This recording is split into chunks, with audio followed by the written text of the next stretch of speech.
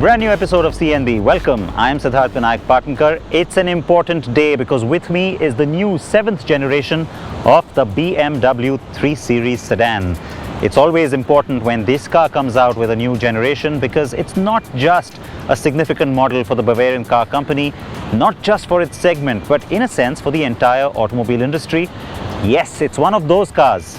And the car with me, well, added significance for India because it's likely to form the basis of sales, or the backbone anyway, for the car when it arrives in 2019. It is the 320D. It's dressed in the Sportline trim and also mineral white is the color. But while I promise to tell you all about the 320D, you know me, I'm biased. I'm going to first rush across to the 330i, which is of course blue. They're claiming this to be the most innovative, most intelligent and most connected car from BMW ever. The all-new 3 Series will come to India in two variants, the 320D and 330i. This blue car is the 330i.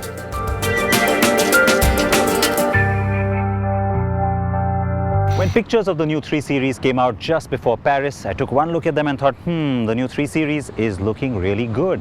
In the flesh, it's looking even better, especially in the M Sport trim. That's the car here, and what that does is give you a more aggressive bumper, more black elements down there, much wider air intake. Of course, the biggest thing that grabs your attention, that massive kidney grille, and that's true of all the variants. It's really, really grown. You also get a lot of muscle in the hood. Kind of nice because it sets the tone for the performance sedan and what it's supposed to look like. The headlamp cluster has changed quite dramatically because you don't have the rings really, they're not really rings anymore, yet you do have the twin rings.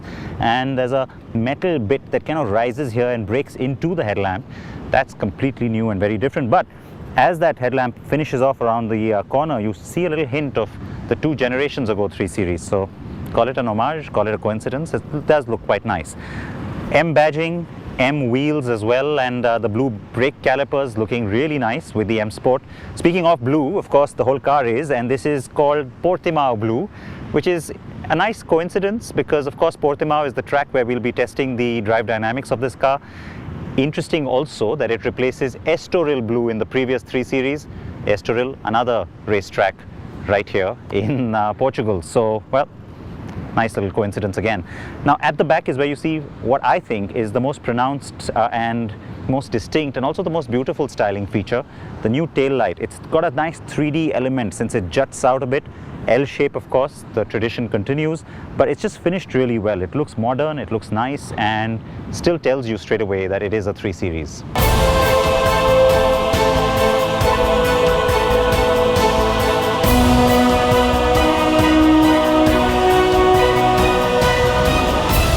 The 3 Series has a 136mm ground clearance, but I have to say visually the car rides really low.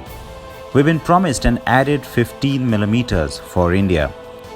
The new 3 Series is also longer, wider and 1mm taller than the previous one. The new iDrive 7.0, the virtual cluster which has been completely redesigned, and a new layout in the sense that finally you start to see big changes like you did on the X5 on the 3 Series. Now some of this might seem a little gimmicky to you with all the metal and the different materials, but you know what, most of the target buyers are probably going to like it. This particular finish that you see on this one is the M Sport. You can get wood, you can get dull metal, aluminium, lots of different finishes of course. Same holds true for the leather, and nice little detail is the blue stitching on this one because well, the car is blue and it's an M Sport, so the seats also have the little M Sport colors in there in the stitching. And the steering wheel, again the shape shape, and all of this is looking a little bit different now. There's a lot more driver aids. There's a much nicer head-up display that you never had earlier, and overall the car just comes across as really modern, and it's loaded with kind of gadgets and gesture control and all of that. There you go, I accidentally activated gesture control. So those are the kind of things that I think a lot of the younger buyers especially are going to love about the new 3 Series. BMW says the idea was to be cockpit-like and orient everything more towards the driver. The virtual cluster sees massive changes, including a tacho that goes counterclockwise for aesthetic symmetry and to keep the center of the instrument screen free for ample navigation or other displays. Being virtual, it changes colors and animation depending on Sport or Sport Plus, Eco Pro or Comfort driving modes. From an Indian context as well, the new 3 Series becomes really relevant because think about it, even in India, the car plays a really crucial role within the entire portfolio, especially at a time when the brand is going in for this massive revival with a completely young, refreshed portfolio. The new 3 Series will sit right at the heart of that.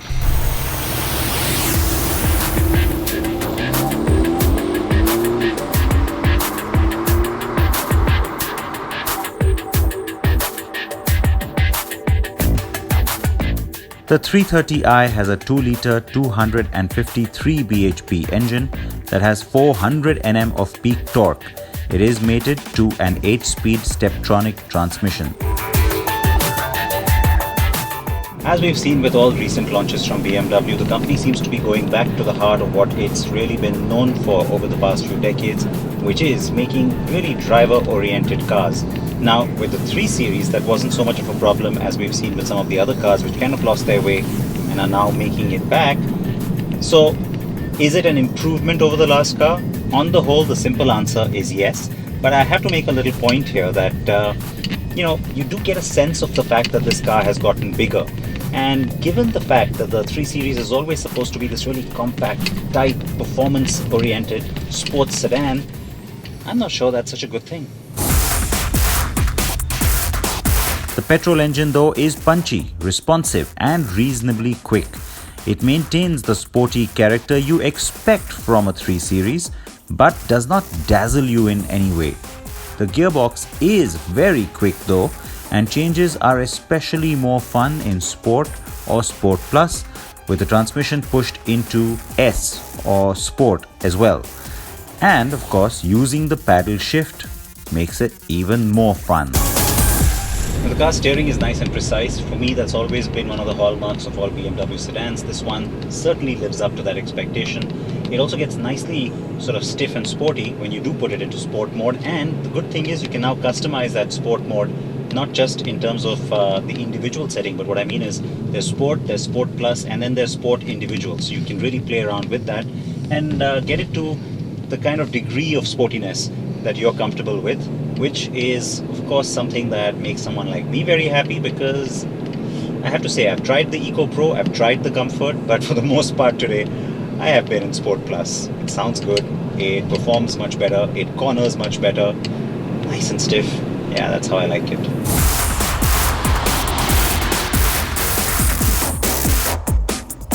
And if anything, I think ride quality is better than on the last car. Throw in the slightly better leg and knee room at the rear, and the new 3 will be a better chauffeur-driven sedan now than before too, for sure. In Sport or Sport Plus is where the car comes alive. Most of you may prefer the Comfort mode though, I have to say.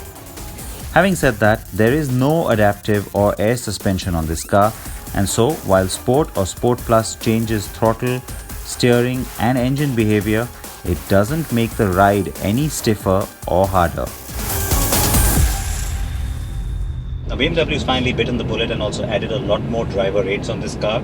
So it's not just simple things like blind spot warning or lane keep assist, but you finally do have autonomous driving too, and so you can keep it on that park pilot kind of mode where you just have to keep your hands on the wheel and it'll pretty much negotiate both speed if you're on active cruise control and of course the actual road and where you're going based on all the sensors, radars and cameras on board.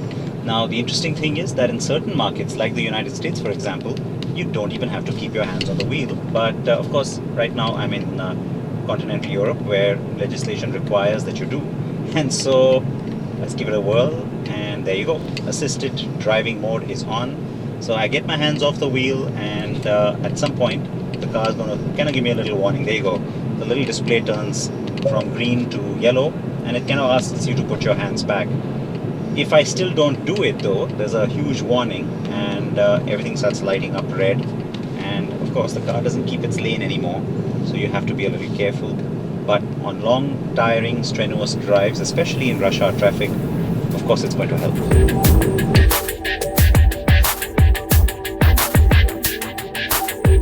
It is a bit strange how the narrative on this car, as far as the company goes, is more about how it's a more connected car, and also has all sorts of new techie features. Strange, because this is the 3 Series, for heaven's sakes.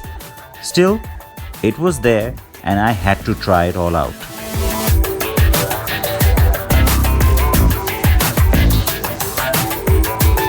Mercedes-Benz just did it with its new GLE, and so of course BMW had to do it with its latest model, and I'm talking about having an in-car assistant now.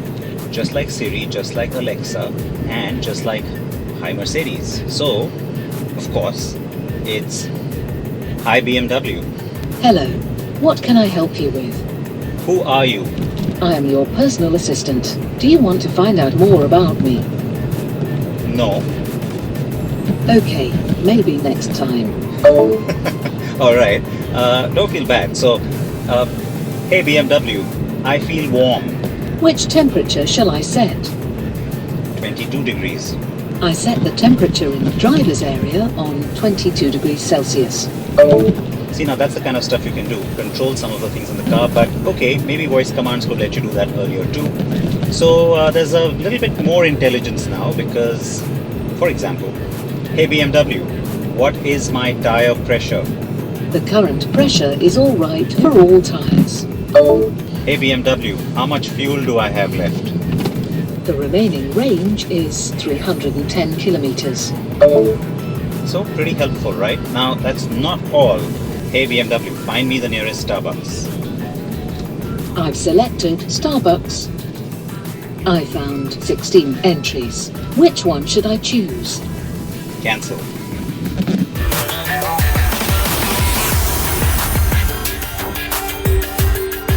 And there's even more that the personal assistant can do for you. You can tell it you're tired and it'll switch on pleasing music and invigorating AC vent controls. Similarly, if you say you're stressed, it'll try and relax you with ambient light and calming music. And yes, unlike Alexa or Siri or Mercedes-Benz, you need not call it just BMW. So you can personalize it and give it a name of your own choosing. Hey BMW. Hello, what can I help you with? Change activation key. Please say my new personal activation word. Bernadette Blue. I've saved the personal activation word. Pretty cool, eh? We will bring you the further review of the new 3 Series. I'm not done. As promised, I still have the diesel to tell you about.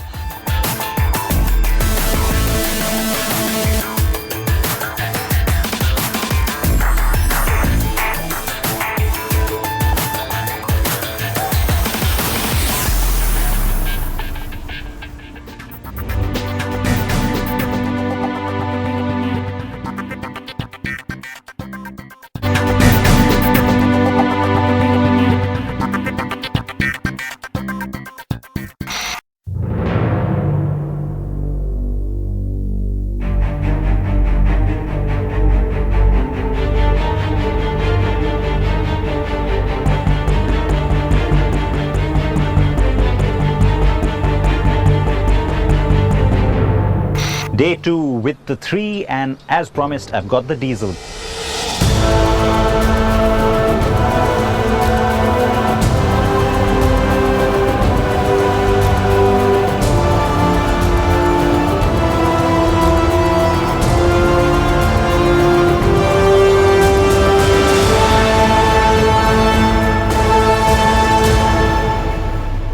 character of the diesel engine hasn't changed a whole lot, and so there is a familiarity there.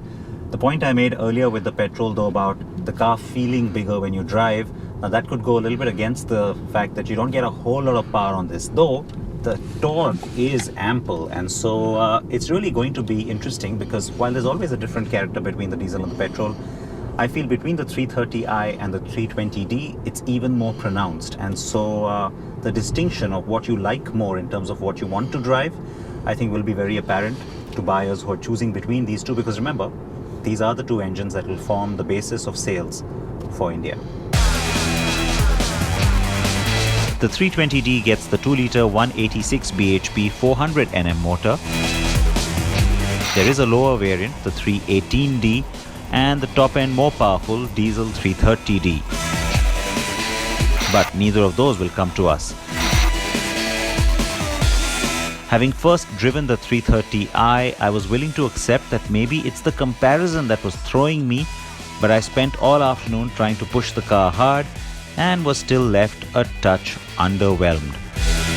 The great things are the handling and the very precise steering, which almost get enhanced in some ways on the diesel.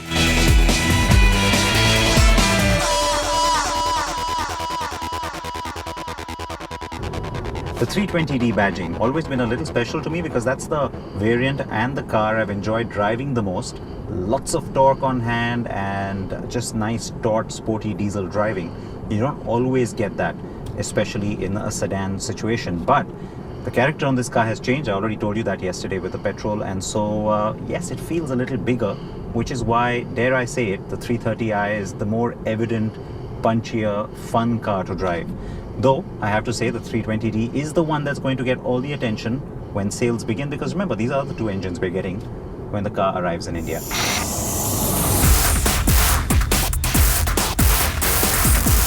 The new 3 Series also has a reversing assistant like we saw on the new X5. What it does is it always keeps the last 50 meters that you drove it in its memory. This allows the car to simply reverse in exactly the same path. So imagine a narrow street or a tricky parking spot, you go in nose first. Getting out can be a pain, and so just turn on the reversing assistant and the car will do it for you in exactly the same way that you went in.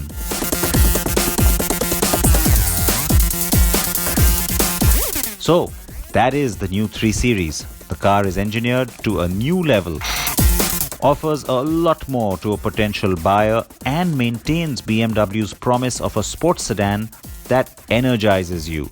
Could it have been sharper? Had I only driven the 320d, my answer would have been an emphatic yes. And then there's another little gem of a variant. But for that, watch part 2 of this special review right here, next week on CNB.